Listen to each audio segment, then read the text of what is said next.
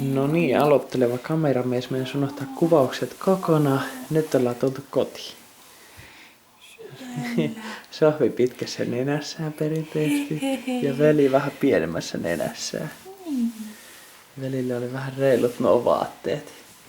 Mut hyvin tuli kotiin. Sohvikin on nuuskinut vähän veljeen.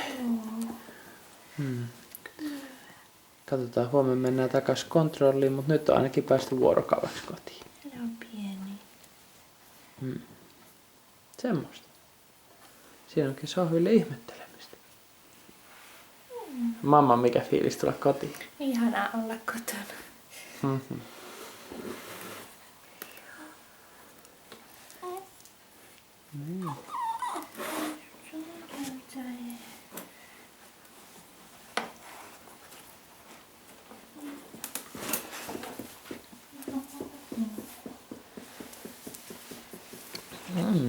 Joo.